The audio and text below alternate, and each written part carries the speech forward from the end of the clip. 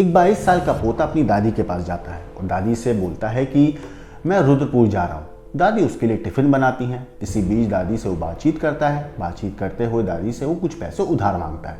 वो दादी से बोलता है कि उसे कुछ पैसे दे दे। दादी पैसे देने से मना कर देती है क्योंकि जो पोता था वो शराब पीने का आदी था, तो दादी उसे पैसे देने से मना कर देती है। इसके बाद पोते को इस बात पर गुस्सा आ जाता है। वो दादी से बहस करने लगता है, लेकिन दादी फिर भी उसे पैसे नहीं देती हैं। गुस्से में तिल मिलाए पोते ने धारदार हथियार से दादी के ऊपर एक के बाद एक कई वार किए, जिससे दादी की मौत हो जाती है। दादी की मौत होने के बाद वो 22 साल का पोता दादी के हाथों से सोने के कंगन निकालता है। घर की तलाशी लेता है तो उसे कुछ 2500 रुपये मिलते हैं। वो 2500 रुपये और सोने के कंगन लेके मौके से फरार हो जाता है। इसके बाद वो पोता एक नई सिम कार्ड लेता है और पुलिस को गुमराह करने की कोशिश करता है। नमस्कार, मेरा नाम है मोहम्मद आसिम और आप देख रहे हैं क्राइम पर।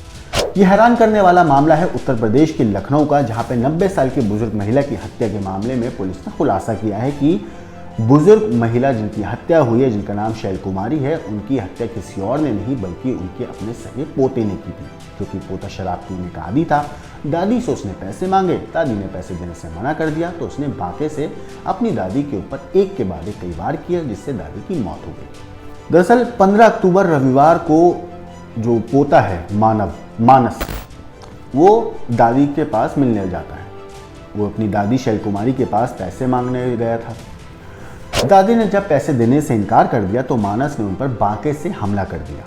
इसके बाद उसने उनके हाथ से सोने के कंगन निकाल लिए, साथ ही उनके घर में रखे हुए 2500 रुपये लेकर वहां से फरार हो गया। इस मामले पर डीसीपी नॉर्थ कासिम आबदी का कहना है कि मानस ने पुलिस से बचने के लिए एक नया सिम कार्ड लिया था। पहले तो वो पुलिस को चकमा दे रहा था, लेकिन पुलिस ने मोबाइल के IMEI नंबर होता है उसकी मदद से उसे ढूंढ निकाला। वो नवीन गल्ला मंडी बांदा रोड के पास था। पुलिस ने जब उसे पकड़ा तो वो पुलिस को गुमराह कर रहा था। पुलिस को मना कर रहा था कि उसने दादी का कत्ल नहीं किया, उसने दादी को नहीं मारा, उसे कुछ नहीं पता। जैसे आमतौर पर कोई भी कातिल करता है या कोई भी गुनहगार पकड़े जाने पर अपना जुर्म फिलहाल स्टार्टिंग में कबूल नहीं करता है। मानस ने भी ऐसा ही किया। उसने अपनी दादी के कत्ल की बात को कबूल ही नहीं की, मना करता रहा, पुलिस को गुमराह करता रहा, मैं तो यहाँ था, मैं तो वहाँ था, मैंने कुछ नहीं किया। इसी बीच पुलिस को उसकी टी शर्ट पर खून की कुछ छींटे दिखाई दी। पुलिस ने जब वो छींटे देखी तो पुलिस का माथा ठनका। पुलिस ने दोबारा मानस से सख्ती से पूछताछ करी और जैसे ही पुलिस ने जब अपने तरीके से पुलिस अंदाज में उससे पूछताछ करी तो वो टूट गया और उसने अपनी दादी के कत्ल की बात को कबूल कर लिया। मानस ने बताया कि दादी शराब के लिए पैसे नहीं दे रही थी, इसलिए उसने दादी को मार डाला। पुलिस ने आरोपी के पास से लूट के कंगन और 2500 रुपये में से करीब 1850 रुपये बरामद भी कर लिए हैं। साथ ही वो बांका भी पुलिस ने जब्त कर लिया है, जिससे मानस ने अपनी दादी शैल कुमारी की हत्या की थी। ये शातिर पोता इतना दिमाग लगा रहा था बचने के लिए कि इसने हथियार जो था जिससे उसने दादी का कत्ल किया था, मानस ने उसे पक्के पुल के पास, लखनऊ की एक जगह है पक्के पुल, उसके पास नीचे एक कोई बबूल का पेड़ था, उसकी झाड़ में ये हथियार छुपा दिया था जिससे अपनी दादी का कत्ल किया था। और इसी के साथ पुलिस ने मानस के पास से एक डायरी भी बरामद की है जिसमें वो शेर व शायरी लिखता था या अपने दिमाग में उसकी बातें चलती थी, वो अक्सर उस पर कलम से उतार दिया करता था। असल में जो बुजुर्ग महिला है उनके 4 बेटे हैं। जो बुजुर्ग महिला है वो रहती तो हैं अलीगंज थाना क्षेत्र के त्रिवेणी नगर में, लेकिन उनके 4 बेटे हैं। एक बेटा रमेश है जो फैमिली के साथ लंदन में है। दूसरा बेटा मुकेश चंद्र शर्मा है जो फॉरेंसिक विभाग से रिटायर हैं, डिप्टी डायरेक्टर के पद से रिटायर हुए फॉरेंसिक डिपार्टमेंट में।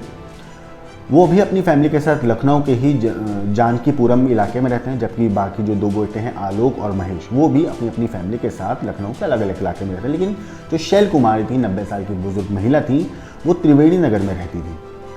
रिश्तेदारों के मुताबिक 15 अक्टूबर की सुबह में उनकी 90 साल की अपनी जो माँ थी बच्चों की, उनसे अपनी माँ से उन लोगों ने बात करी थी। जो महिला थी शैल कुमारी, उनसे बात हुई थी अपने बच्चों से, अपने लड़कों से। मगर शाम को जब बेटों ने फ़ोन किया तो उन्होंने फ़ोन नहीं उठाया।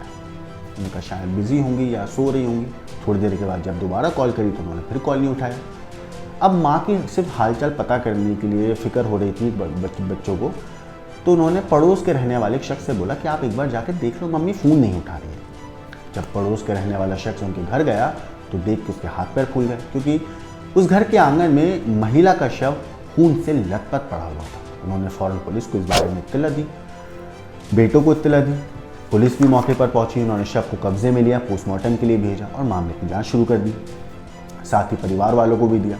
शुरुआत में पुलिस इसमें प्रॉपर्टी का एंगल से भी जांच कर रही थी और लूटपाट के एंगल से भी जांच कर रही थी, लेकिन ऐसे केसेस में पुलिस अपने जो मृत होता है, जिस पे जो भी आप जो पीड़ित होता है, उसके आसपास के जितने लोग होते हैं उन पर सबसे पहले शक किया जाता है। तो पुलिस उनके सब रिश्तेदारों पे, उनके बेटों पे, बहुओं पे, जान पहचान वालों पे, पड़ोसियों पे, पोते पे पर भी पुलिस शक कर रही थी, क्योंकि शक सब पे होता है जब ऐसे कोई केस होता है। लेकिन सबसे ज़्यादा शक उनको पोते पर हुआ, क्योंकि पोते के जो एक्टिविटीज़ थी पुलिस को पता चली थी कि वो ठीक नहीं है। पुलिस ने उसको ज़ीरो इन किया, उस पर नज़र रखी और आखिर में वो पोता पकड़ा गया।